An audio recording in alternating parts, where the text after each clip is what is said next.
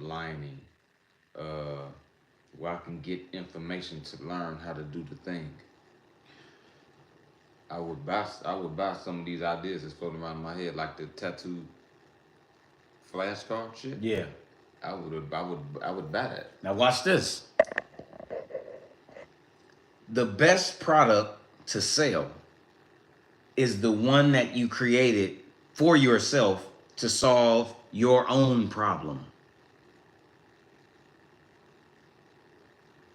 Which means we should create a tattoo workbook for you personally. That's hard as fuck. Because when you start developing products, when you start developing products for yourself that helps you, now you got the product that everybody wants.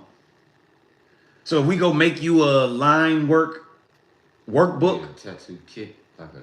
well, no, just once we make yours, don't turn it into a kit yet. Turn it into the thing that's about to help London. We can make postcards. Like we can get the index card and say what need to be on one side and then write the description on the back side before we ever got to go buy the box.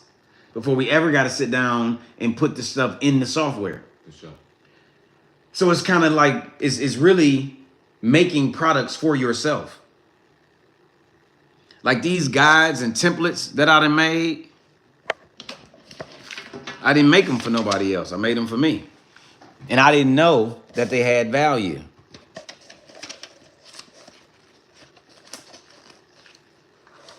I was showing this stuff to Nate.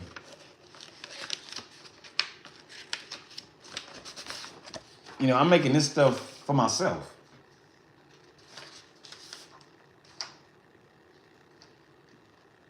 This is a PDF that a photographer is ready to download right now. We can screen print that on the hoodie. The memory card, I'm writing down all of the, I'm writing this down, sorting through the information for myself. Now I'm seeing that they got a bigger, more value than I even knew. I really want to show you.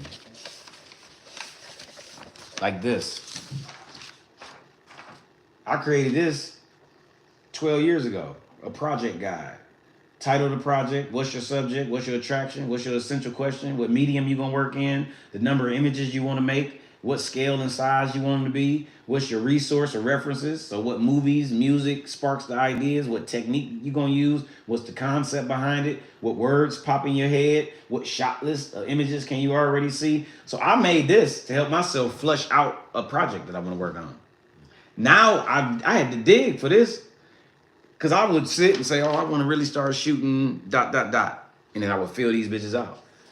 A photographer ready to download that now. Any artist, because it ain't only photography related. It's a project guide. So if you want to make a body of work, this ready as a digital download. But I made it for myself.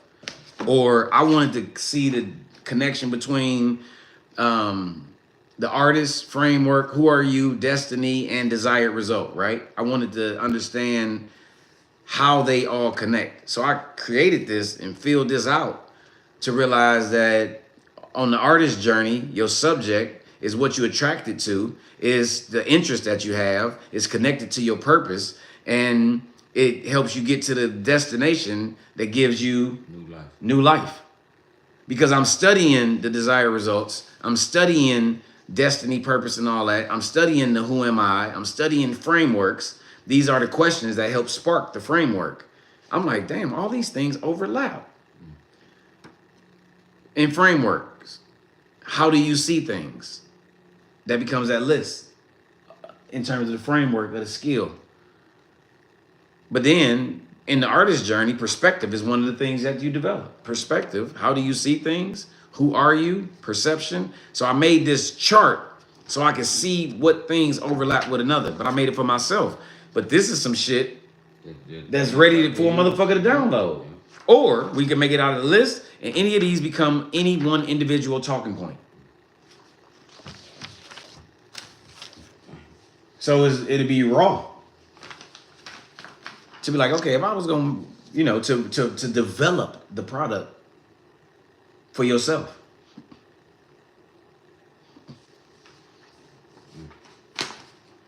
And this just is a nigga just sitting, drawing and imagining. You know what I'm saying? But that list, like you said, I could think of some stuff that I would love it existed. Nigga. Because all of the stuff you could think of that you would have loved that could have existed, everybody who was in your shoes is looking for that. That's why I said we turn you back into your student. Yeah. You know? Because nobody taught me how to tattoo. Right.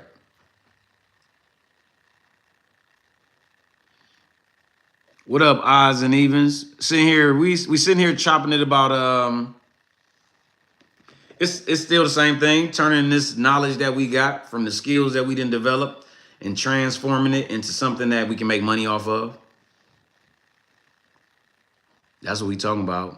Sitting here with my brother, tattoo artist, sitting here who done learned and figured out how to tattoo. So for over the last probably about 10 to 12 years, been giving away the game, giving away the information. And it's a way to take that information and package it up. Dude, stay in the comments. He said, you need to start saying that more often. What's that? I'm like, damn, I don't. That's when I'm introducing. I'll just be so nonchalant. Saying what more often though? Just the shit that I've done. Yeah. Like when dude asked me, so what are you? And I kind of kick myself after. Right. Because it's we got some, as a squad, nigga got hella, nigga looking at this shit like, these niggas, yeah, first black man to open up a tattoo shop in the city history of Euclid, Ohio, like, yeah. I'm like, she repeated it back to me last night. Right. Like, how did you sound when you hear that? How do you feel when you hear that? Like, right. I'm like, dang, like, that's a, if I just met you, that's a raw ass accomplishment. Who was you again, bro? Yeah. Like, that's impressive. Then they shut down over the bridge. They said, hey, I can just go and close my shop. They ain't even coming to me no more. Yeah, I remember you said in one of your videos, started sometimes knowledge is better than skills at times. That stuck with me. Right. For sure. Yeah, shit raw. And you thinking that this the thing that can just make the money. And you never thought that you taught yourself in particular way to do the thing, and now that thing has become successful. It's been over a decade you've been doing the thing without this certain tutelage or the way that it's supposed to go. Now I can teach the way that I've been taught myself. It's crazy. Right. Yeah. And damn sure been giving it away for free. Right. Like, oh, all you need to do is ... Then they call you back. I told you what you needed to do. Yeah. Like, hey, pick up this book. Get volume 1, man. Call me after you finish reading. Now I feel like I need to call these niggas. Hey, man, y'all niggas owe me, man. Hold on. Yeah. I need a percentage. No. Damn, look at the book, the cards. Like, that's just crazy. Like even his package that he got with the, I like that. Oh, the Art of Focus? Yeah, and just the way that that book, the sketchbook or with the blank pages in it, you know what I'm saying? Yep. That can be a starter kit box. Yep. Oh, man. Yep, 100%. Yeah. Yeah, so we just gotta start selling grapefruit. I'm trying to tell you. But that's why I say the best thing is transform into your own student. And it's funny because I ain't never wrote this on none of the stuff I done wrote up for myself, but that's what I was doing. I was going around and I started teaching. And when I'm teaching, I recognize that the people in the class wasn't really serious for real. And for me not to feel like I'm wasting my time, I started writing up the assignments that was really the projects that I wanted to work on. So even if the students wasn't working on none of this stuff, I look up and I ain't wasting my time. You know what I'm saying? Because otherwise I was feeling like I'm wasting my time. That you ain't serious, they ain't serious. I'm just making money. That wasn't enough. Yeah. And then I looked up, and over 5 years, I produced so much work from it. It was like the money that I made didn't mean nothing. I had produced the bodies of work and was working on them daily because I'm working on it as if I'm a student in the class that I'm facilitating. Right. That's right. So all of the stuff you teaching the students, you need to do it. Yeah. Because we need the documentation of it. You need to be able to be in real time explaining what's happening. It's for 10 different reasons why. Mm-hmm. It's gonna check off so many of these boxes on here. It's gonna be crazy.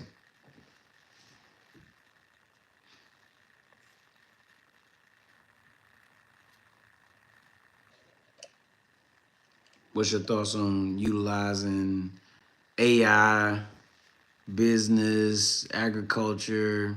Is it a boost or a crutch? See, on the AI, I love the AI. I love the AI because I got a hell of an imagination. So I ain't never even feeling threatened by artificial intelligence because I know the artificial intelligence is really just a collection of, what do we call it? What do we call it? Something intelligence. The original intelligence. Yeah. But it's just a collection and accumulation of our knowledge and our information. Mm-hmm. I feel like we are the technology. I don't feel like it worked without us. I feel like we work it. I think that the people who are afraid and threatened of AI taking over, are the people who found themselves in some middleman type of position. They in a replaceable position. Mm-hmm. They doing something that somebody else could do. Mm-hmm. They not doing the thing that only they could do. And then what's happened is we, as the developer of the technology, has said that, oh, we don't need to hire you to do it because we can make this stuff more efficient for the people who have original thoughts, original ideas, doing what only they could do. I just always think about it with transcription software. So for years, I was always trying to get somebody to transcribe my videos, transcribe my audio. I'd have met with weird people on Zoom, trying to figure out if I trusted them with this valuable ass shit and information. So then when Cast Magic came out, I'm like, hell yeah, fuck all them people, man. Because I had a hard time getting somebody to transcribe my audio, knowing that I got 20 years worth of audio. So now I can pay $40 a month. I could drop it in and it's going to give me all of the text and break out my conversation. I love it. But some transcription motherfuckers probably sat mad as fuck. You know what I'm saying? Right. But I would argue that the people who transcribing audio and video have abandoned their life's purpose. And if they kicked into their life's purpose and being able to transcribe and read and type and turn that into whatever art form based on whatever sense is the most heightened, Mm-hmm. they wouldn't be scared of Cast Magic charging me $40 a month and losing me as a potential client. That's what I think. You know, I've used Mid-Journey, and I realized that when I use Mid-Journey looked like my photographs. And I realized that if you don't have the knowledge, information, and experience to plug those words in to Mid-Journey, your shit look like everybody else. But let's come out of the AI for a second. If you don't got the knowledge, the skills, the experience, when you taking pictures, them shits look like everybody else in the real world and in the fake world. So you telling me I can use AI, digital software, to generate artwork? That shit looks like my work? Why does it look like my work? Because I'm describing the fuck out of what I'm interested in visually. I'm using all of the words, the terms, the language that I've accumulated over the last 38 fucking years with a camera. To produce it. And I didn't love it enough to be like, oh, this is my work, this is original. For me, it's a way for me to generate a whole bunch of image ideas quicker than I could physically do it, which has been very satisfying. Definitely adaptable. What's going on? I think that's been subconsciously my goal, is to be able to continue to move with and grow and evolve with the technology. I mean, I started camera and photography in a dark room And then when I went to college, I needed to have a film camera. But then when I was finishing school, it had all went digital. All of the new freshmen had to have digital cameras. So I felt like it was gonna be smart for me to really learn the digital camera because I'm about to get out into the world of photography, and I didn't want to be behind and outdated just because all I know how to do is process and develop film. So I done always did photography, conventional and digital simultaneously. So I've experienced the benefits of both the conventional and the unconventional. And so when the technology evolves, I'm always just seeing how I can put the new technology into my toolkit. I realize that nothing that I use as a tool has replaced any of my old tools. Why? Because I still draw in sketchbooks on a regular basis. Like, so this is the root of what I do is drawing with a sketchbook. But I was sitting here with an iPad with Procreate, and I love being able to draw digitally, but I don't get the same feel when I'm drawing digitally. Is why I keep the sketchbook around. For me, I'm surrounded by all of the tools, all of the technology daily. And I've learned that if you can develop a system for when you use what, all of it is very, very beneficial. But I mean, I get it. It's some people who seeing that they are possibly expendable when it comes to AI. I just know that the AI ain't spitting back to us nothing that we ain't plugging into it. So I don't think there's no reason to be afraid. And I come from the side of all this. I come from the excluded communities that's been held back and information that's been extracted, and you know, so I think this is how some of this stuff catches up more than anything. What discipline, what you work, what kind of artist are you? What discipline do you work in?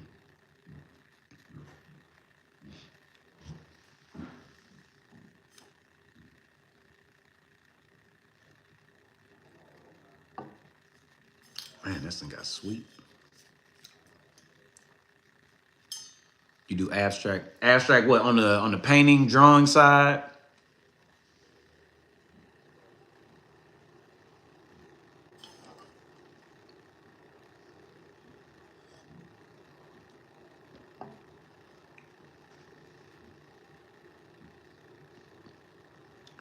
It's like, and then what I was gonna ask is, you selling your work? You do it privately, personally? Do you share it? Do you exhibit it?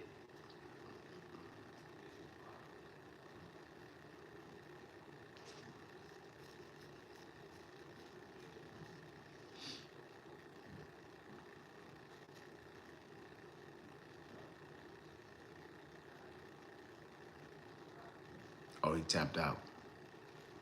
Oh, you back in. I thought you could see who in. Yeah, then transfer easier digitally. I've more so moved to trying e-commerce with it. Okay, so you painting? So I imagine you painting abstract, and then you converting it to digital, and then figuring out different ways to be able to move it. What, like T-shirts or canvas or something like that?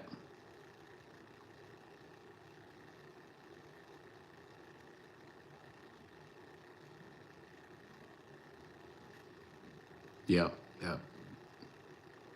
Is that all you do? That's no day job? Are you able to live or survive off of what you're making and what you're creating?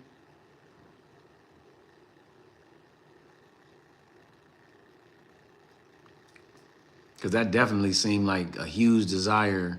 Being an artist and then like being around a bunch of artists is like, man, what do I got to do to be able to not have to do nothing else?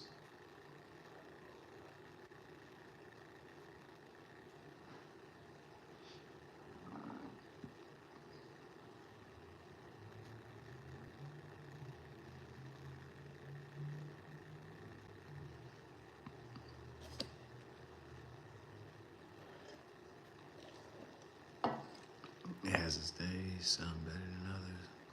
I've seen better audience exist out of the U.S. Okay. Yeah, I'm in a few conversations and I listen to people say that artists tend to do better outside of the US. I don't really know how to tap into the markets outside of the US, especially on the physical side, without physically getting in contact with people. So I haven't really explored abroad being able to share my work unless I do something in the States where you got maybe portfolio reviewers or galleries or curators in from out of town.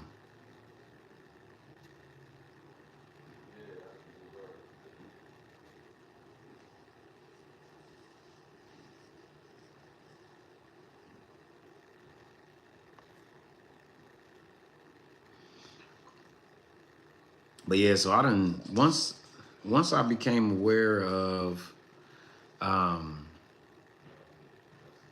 I can once I became aware that one of the things I was trying to figure out, even if I do a big project or get a big commission to make some work, it's like, okay, so what do I do next? And that started to help me see like I could really be working on my foundation of income, to like trying to figure out what my monthly income is without my monthly income needing to be at the very least some part-time job. Um, and that's what made me take a deep dive into trying to learn what's going on with the people pulling the strings behind social media and what's going on with some of these people that's really like financially supporting themselves digitally. And so I done went on like a dive for like the last year. And in that dive, I realized that, a lot of social media and the money seem to be tailored around and designed for the educator.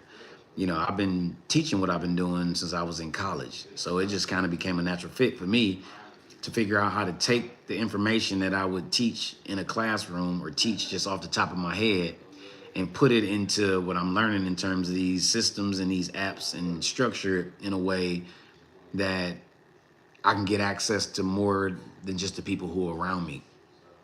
So that's why you hear me having that digital economic conversation or creator economy conversation so much.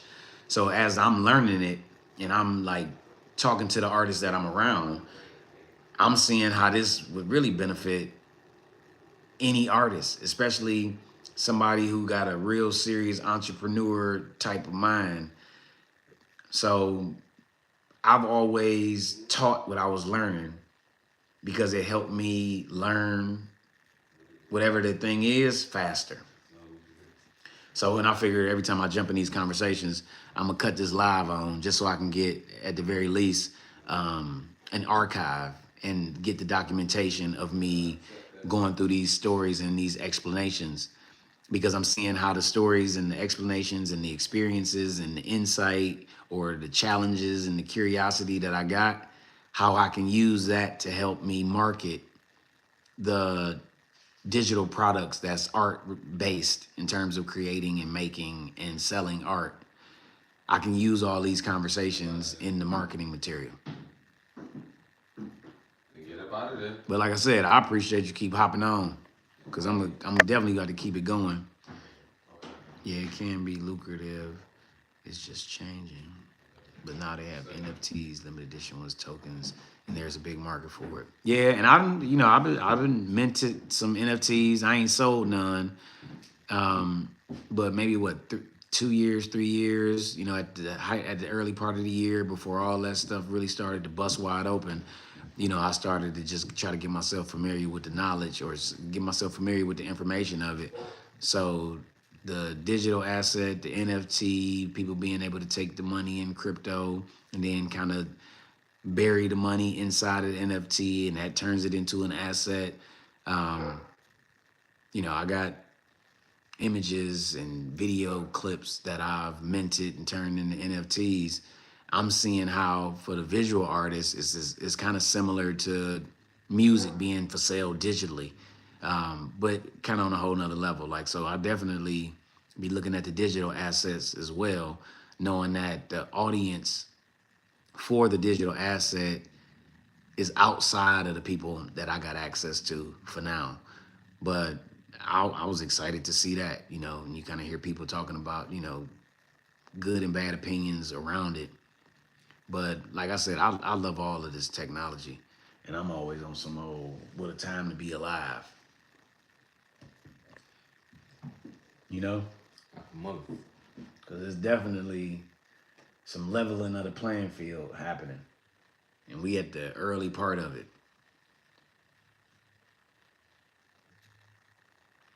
Oh yeah, I appreciate that, but I definitely got. I just try to stay up with it. You know, I stay up with the technology like it's pop culture. I don't watch sports as much as I used to.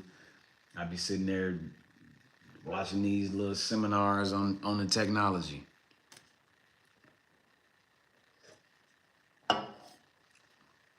Yep, but stay tuned. I'll hop back on.